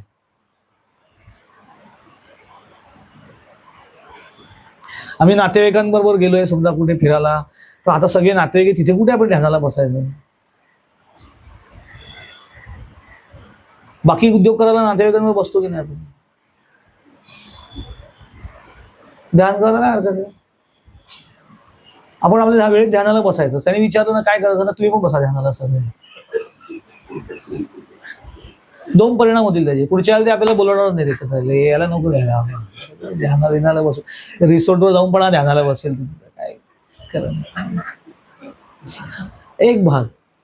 नाहीतर जर का मी पंक्च्युअल आहे, काही झालं तरी माझ्या उपासनेला, तर ते रिस्पेक्ट पण करायला लागतं की नाही या वेळामध्ये याला डिस्टर्ब नाही करायचं, त्याला त्याचं ध्यान करू. 2 परिणाम होऊ शकतात. आपल्याला काय आपली साधनं पथ्यावर पडल्याची काय नाही. हे काही गोष्टी होत नसेल, अवॉइड करा, काहीही फरक पडत नाही. ज्या माझी साधना मत, माझं तिथे जाऊन जर का ध्यान चुकणार असेल, मी जाणार नाही. दारू पिणारी माणसं असतात ती असं म्हणतात का की अरे यार हा दारू पित नाही, नको आपण दारू नको प्यायला, असं कसं हा पित नाही, ते काय तू पी तू पी, आम्ही आमचं. ते कसे निष्ठावंत असतात त्यांच्या पिण्याबद्दल, तसं आम्ही आमच्या साधनाची निष्ठाच नाही आहे ना आमची, त्यामुळे आम्ही ढिले आहोत. ठीक आहे, 4 चौघामध्ये असताना त्याचं प्रपोगंडा करायचं करू नये असं पण आपल्या साधनेत सांगितलं. त्यामुळे मुद्दाहून आपण 4-10-12 नातेवाईकांमध्ये बसलो असेल, समजा गप्पा मारतोय, तिथे लगे थांबा रे जरा, ओ गेलं खावा, येडा बिडा आहे का काय, असं नाही करायचं. व्यक्तिगत आपली साधनं सांभाळली पाहिजे, पण त्यांनी भीड बाळगायची गरज नाही. तुझ्या खोलीत गेल्या तू ध्यानाला बसतं घे, पण खोलीत जा, सगळं गप्पा टप्पा झाल्या की आता मी ध्यानाला बसणार की आता माझं सगळं झालेलं आहे, पण माझं ध्यान राहिलेलं आहे, मी ध्यान करून झोप. दिस इज युअर वे. मी मागे एक किस्सा सांगितला होता ना की आम्ही एका सिनेमाला गेलो होतो, खूप जुनी गोष्ट आहे. पण पिक्चर सांगू का मी कुठला बघायला गेलो होतो. 91 सालची गोष्ट आहे, 1991, कल्याणला. संध्याकाळी 6चा शो होता, हाऊसफुल. पिक्चरचं नाव नंतर सांगतोय, कारण असं मी सांगितलं की लोक मला नंतर विचार, हो तुम्ही तो पण पिक्चर बघता, अरे काय आता काय. एकदा दासनवमीला माझं प्रवचन झालं होतं सकाळी कल्याणला, दास्य भक्तीवरती, आणि संध्याकाळी माझा मुलगा लहान होता तेव्हा धूम 3 पिक्चर रिलीज झाला होता. तर तो पिक्चर बघायला जायचो. आता त्याच्याबरोबर गेलो होतो मी, माझी बायको वगैरे, आम्ही सगळेजण गेलो. तर नेमकं काय आलं, इंटरव्हलला मी बाहेर आलो त्या मुलाबरोबर घेऊन. तर सकाळी जे प्रवचनाला लोक आले होते ना, ते पण तिथे पिक्चर बघायला आले, धूम 3 बघायला. तर त्यांनी मला बघितलं नेमकं क्यू मध्ये उभं असलेलं पॉपकॉर्नच्या. तर त्याशिवाय विस्मयकारक मॅडे बघत होते, जोकर बिकर बघितल्यावर का काय. तर मला इतकं ऑकवर्ड झालं, अरे तुम्ही इथे कसे काय. तर ते माझा प्रश्न राहिला बाजूला, ते काकू, हा तुम्ही पण पिक्चर बघता, पण आता याला काय उत्तर द्यायचं, तुम्ही पण पिक्चर बघता म्हणजे. असं गृहीत धरलेलं आहे की संत सद्गुरू किंवा आध्यात्मिक व्यक्ती जे असतात त्यांनी असं सिनेमे वगैरे बघता कामा नाहीत, त्यांनी पिक्चरची गाणी ऐकता कामा नाहीत, त्यांनी पाणीपुरी खाता कामा नये, त्यांनी रोज सकाळ संध्याकाळ मऊ भात, भाताची पेज, पनेरी असं खाल्लं पाहिजे, कारण ते सात्विक असतं. तुम्ही ठरवलेलं आहे, असं काही नसतं, त्याचा काही संबंध नाहीये. तुझा आम्ही एकदा 91 साली एक सिनेमा बघायला गेलो होतो. तेव्हा माझा स्वामींशी संपर्क आलेला नव्हता. माझा पहिला स्वामींची जेव्हा मी संपर्कात आलो ते 1993 पासून आलो आम्ही. ही 91 सालची गोष्ट आहे, मी 11वीत असतानाची गोष्ट आहे. तेव्हा एक असं पिक्चर, तेव्हा खूप गाजलेला पिक्चर होता, आणि त्या पिक्चरचं नाव मी तुम्हाला सांगतो, तुमची क्युरियोसिटी जाणार नाही. अमिताभ बच्चनचा हम पिक्चर रिलीज झाला होता तेव्हा, आणि तो तुफान गाजलेला पिक्चर होता. आम्ही तो हाऊसफुल अगदी याच्यामध्ये, तो संध्याकाळी 6चा शो होता. आणि तेव्हा हे मल्टी स्क्रीन हा प्रकार नव्हता, सिंगल स्क्रीन होते. 91ला मॉल बिला काही प्रकारच नव्हता, सिंगल स्क्रीन थिएटर्स होती सगळे. आणि तेव्हा मजा पण यायची सिनेमे बघायला, पण तेव्हा काही सीडी वगैरे हा प्रकार काही नव्हता. नंतर त्या काळात आलेल्या होत्या 91-92ला, पण प्रमाण थोडं कमी होतं, कॅसेटचं प्रमाण जास्त होतं. अरे आणि ते आम्ही सिनेमा बघायला गेलो आणि आम्ही खूप जवळजवळ तो पिक्चर बघायला आम्ही आमच्या सोसायटीतली बरीच अनिल काकावर आपण सगळे भरपूर माणसं होती, पोरं आम्ही खूप होतो इथं. आणि माझ्या मागच्या रो मध्ये एक फॅमिली बसली होती पिक्चर बघायला. आता संध्याकाळी 6चा ना शो, साधारण 2.5-3 तासाचा तो सिनेमा आहे, तर तो 1.5 तास 1.25 तास इंटरव्हल होतो पिक्चरला. तर तसं 6ला तो पिक्चर डॉट चालू झाला आणि काहीतरी असं 7:20च्या सुमारास इंटरव्हल झाला. तर तो इंटरव्हल झाल्याने तेव्हा पॉपकॉर्न वगैरे हा काही प्रकार नसायचा, कारण सिंगल स्क्रीन तेव्हा थिएटर आतमध्ये लोक विकायला यायचे कोल्ड्रिंक आणि हे. तर आम्ही सगळे तिथे बसलो होतो, काही लोक वॉशरूमला गेले तेव्हा. आणि सेकंड हाफ पिक्चर तर सुरू झाला, 10 मिनिटाचा इंटरव्हल असतो फक्त. सेकंड हाफ सुरू झाला, तो हम पिक्चर आहे, पुढे समोर काही चाललंय दृश्य वगैरे. मागणं काय झालं, एकदम आवाज आला, श्री गणेशाय नमः, अस्य श्री रामरक्षा स्तोत्र मंत्र. हम पिक्चर मध्ये रामरक्षा, मागणं स्टिरिओफोनिक साऊंड चुकलं का काय काहीतरी. तर ती फॅमिली बसली होती, तर त्या लोकांमध्ये इतकी चुळबुळ सुरू झाली काहीतरी. आणि ते थांबा थांबा थांबा थांबा असं करून ते कारण ते कोणतरी काका होते, त्यांची वेळ झाली 7:40ला संध्याकाळी. रामरक्षा नियम म्हणजे नियम, रामरक्षा मला शोध गेली. तर लोक गोंगाट घालला, हो गप्पसा काय बडबडताय. आता तुम्ही विचार करा, तिथे शिट्टी बिट्टी मारणारं पब्लिक असतं पिक्चर बघताना, तर त्याला रामरक्षा वगैरे काय तिथे लोक कुठल्या माहोलमध्ये तुला मग ते एकदम रागावले त्यांच्या घरच्याच लोकांना, त्यांच्यात भांडण चालू झालं आपापसात घरच्यांमध्ये. तिथे घरच्या मालले की काय तुम्ही आजकालची पिढी, वेळ म्हणजे वेळ पाळली गेली पाहिजे, रोज संध्याकाळची रामरक्षाची भी काही झालं तरी रामरक्षा सोडत नाही. अरे घरी जा, आला कशाला मग तू सिनेमा बघायला? तुला माहिती ना 7:30 वाजता माझी रामरक्षाची वेळ आहे. 6चा शो नाही बघायचा, रात्री आहे 9:30च्या शोला, 4 शो वाजायचे पूर्वी. याला अवडंबर करणं म्हणतात. असं करू नये कधी, बिलकुल असं नाही करायची आवश्यकता आहे. जर मल्टी स्क्रीनला आपण सिनेमा बघायला गेलो, माझी संध्याकाळी 8ची वेळ ध्यानाची, तिथे बघायचं त्या मोठ्या चेअरवरती. आजूबाजूचे बेडे म्हणतील याला, त्यांना वाटलं की हा सिनेमा बघून परिणाम झाला का काय याच्यावरती, डोळे बिळे पिटून बघायला एकदम. असं नाही करून चालणार, अवडंबर करा अशातला भाग नाहीये. नित्यता माझी मी पाळली पाहिजे, हे मात्र निश्चित कराय. आणि प्रायोरिटी असली, मला तर कळतंय ना की माझी ध्यानाची वेळ त्याच्या आड जर काही येत असेल, मी नाही करणार, ती गोष्ट अवॉइड करता आली पाहिजे. आणि स्वामी नेहमी सांगायचे की आपण प्रपंचामध्ये आहोत, आपण कुटुंबामध्ये असतो, मित्रमैत्रिणीमध्ये असतो, आपल्याला इतर काही गोष्टी असतात ज्याला आपण मॅन्डेटरी आहेत असं म्हणतो. काही गोष्टी प्रत्येकाला लगेच टाळता येतात असं नाहीये. मी पण तुम्हाला असं कधी सांगणार नाही की तुम्ही स्वामींची अनुग्रहित आहात, तुम्ही साधना करता, आपल्याला त्या साधनेची अनुभूती घ्यायची, त्या उद्यापासून तुम्ही पिकनिकला जाणं बंद करा, सिनेमेला, असं काही मी तुम्हाला कुठले सद्गुरू सांगणार नाही. तारतम्याने त्या गोष्टी सांभाळा असं सांगतात. एक तारतम्य असतं आपल्याला, किती प्रमाणात आपण ते केलं पाहिजे आणि ते कसं साधना सांभाळून मला करता आलं पाहिजे याच्यावर लक्ष दिलं की सगळ्या गोष्टी. लक्षात ठेवा, अध्यात्म माणसाला अनासक्त करतं, अरसिक करत नाही.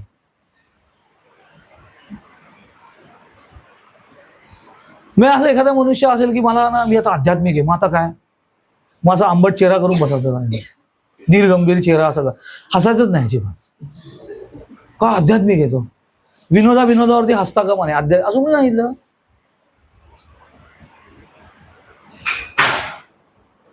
तुम्ही माधवनाथांना बघायला पाहिजे होतं, तुम्हाला कळलं असतं की आध्यात्मिक व्यक्ती कशी असते, मिस्किल आणि प्रसन्न. काय धमाल करायचे स्वामी, आपले स्वामी काय होते असतं, खूप छान असतात, प्रसन्न असतात, ते त्या सगळ्या गोष्टींचा आस्वाद घेत असतात, आनंदाने घेत असतात, अनासक्त असतात, त्यात फारसं अडकत नाही. ते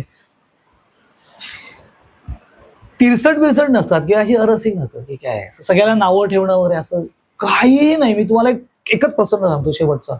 एकदा स्वामी कल्याणला आले होते माझ्याकडे, नेहमी यायचे, जसं एकदा एका ट्रिपमध्ये कल्याणला आले होते आणि संध्याकाळच्या वेळेला ते कल्याणला आले, साधारण असे 5-5:30ला घरी आले. ते पुण्यावरनं कारने आले होते, दुसऱ्या दिवशीपासून कार्यक्रम होते स्वामींचे. आणि माझ्याकडे तेव्हा सीडी प्लेअर होता आणि माझ्याकडे भरपूर सिनेमाच्या सीडी होत्या, मला आवड होती त्याचे कलेक्शन करण्याची, आणि मी सगळ्या सीडी अशा छान लावून ठेवायचो आणि प्रत्येक ऍक्टर प्रमाणे ते सीडी लावलेले असायचे वेगवेगळ्या, आणि ज्या माझ्या खास आवडीचे पिक्चर आहेत त्याचे समोर ठेवलेले असायचे. तर स्वामी असे खुर्चीमध्ये येऊन बसले आणि तसे चहा पिता पिता असं इकडे तिकडे बघत होते. त्या शोकेशमध्ये त्यांनी बघितलं आणि पटकन असं खूण केली मला आणि मला म्हणाले की म्हणे ती शक्ती पिक्चरची सीडी आहे का, असं ते म्हणाले. तर मला एकदम असं आश्चर्य वाटलं की स्वामींनी असं पटकन लांबनं बघून ओळखलं ती शक्ती पिक्चरची सीडी आहे का, म्हणजे स्वामींना माहिती आहे हा पिक्चर, असं माझ्या डोक्यात पहिले आलं. कारण मी मगाशी म्हटल्याप्रमाणे आपण गृहीत धरलेलं असतं की सद्गुरू आहेत म्हणजे त्यांनी असं काही सिनेमे बघायचे नसतात वगैरे. तर मला असं क्युरियोसिटी वाटली की अरे स्वामींना कसं माहिती शक्ती पिक्चर वगैरे असं.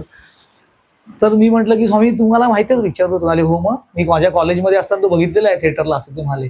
आणि पटकन म्हणाले त्या पिक्चरचे संवाद फार छान आहेत असं ते म्हणाले. तर मी त्यांना पटकन क्युरिओसिटीने विचारलं, म्हटलं स्वामी तुम्ही अजून पिक्चर बघता, तुम्हाला आवडतात बघायला वगैरे असं. ते म्हणाले नाही आवडत नसतील असं तुला का वाटतं असं ते म्हणाले. आवडतात बघायला, मी बघितलेले आहेत सिनेमे, पण म्हणे आता मला तेवढी त्याची आवड नाही राहिली. त्याचे दुसरं कारण ते म्हणाले की एक तर माझ्याकडे एवढा वेळ नाही, 3-3.5 तास काढून सिनेमा बघण्या इतपत माझ्याजवळ वेळ नाही. आणि त्यावेळेला त्या सिनेमा बघून जो आनंद मिळायचा त्यापेक्षा कितीतरी जास्त आनंद सगळं बाजूला सोडून डोळे मिटून बसल्यानंतर मिळतो, म्हणून मी तो वेळ देत नाही त्यापेक्षा. एवढाच फक्त फरक. की म्हणाले ते काही आवडत नाही असं वगैरे काही त्याचं बघ नाही. अरसिक नसतात ते, त्यांनाही आवडत असतात, त्यांनाही गाण्यांची आवड असते. त्या काय अरसिक लोक मी अध्यात्माच्या नावावर बघितलेत, काय ते विचित्रच असतात, ते आध्यात्मिक नसतात कधी, लक्षात ठेवा. चिडचिडे असतात, हे आवडत नाही, ते आवडत नाही, गाणं आवडत नाही. मी एक व्यक्ती बघितलं त्याला फुलंच आवडत नाहीत. बापरे, फुलं आवडत नाही, कुठलंच फुल आवडत नाही. म्हणून आता कसं, आता कसे भगवंताचीच करणी आहे, आता कसे लोक न्याय करतो भगवंत. काही लोक बघितलं त्यांना गाणं आवडत नाही, कुठलंच गाणं आवडत नाही. कुठलं तरी गाणं आवडेल ना, अगदी कुठलं मॉडर्न म्युझिक असू दे, अगदी आताचं ज्याला संगीत म्हणून लोक खपवून घेतात ते संगीत वगैरे, ते सगळं काही तर आवड असेल ना माणसाची. मला संगीतच आवडत नाही. अरे म्हणजे एखाद्याला परफ्यूम आवडत नाही किंवा परफ्यूमची ऍलर्जी आहे इथपर्यंत समजू शकतो, कारण ते केमिकल आहे. पण गाण्याची ऍलर्जी असू शकते, मी पहिल्यांदाच माणसं बोलली. ती माणसं आध्यात्मिक असतील असं सांगता येत. मला शास्त्रीय संगीताची आवड नसेल कदाचित व्यक्तिगत पातळीवरती, पण मला त्याचा अनादर पण नसतो. आध्यात्मिक व्यक्तीला कधी इतरांच्या दुसऱ्या गोष्टीचा तो अनादर करत नाही, त्याला त्याचं कदर असते त्या गोष्टीची. अध्यात्म अनेक गोष्टी ते बाबांच्या पुढच्या प्रसंगात आपल्याला बघता येतील, आपण ते पुढच्या केंद्रामध्ये. पुंडलिक वरदे हरी विठ्ठल, श्री ज्ञानदेव तुकाराम, पंढरीनाथ महाराज की जय, सब संतन की जय. जय जय रघुवीर समर्थ, सदा सर्वदा योग तुझा घडावा, तुझे कारणी देह माझा पडावा. उपेक्षू नको गुणवंता अनंता, रघुनायका मागणे हेची आता. उपासनेला दृढ चालवावे, भूदेव संतांसी सदा नमावे. सत्कर्मयोगे वय घालवावे, मुखी मंगल बोलवावे. जय जय रघुवीर समर्थ. श्रीराम.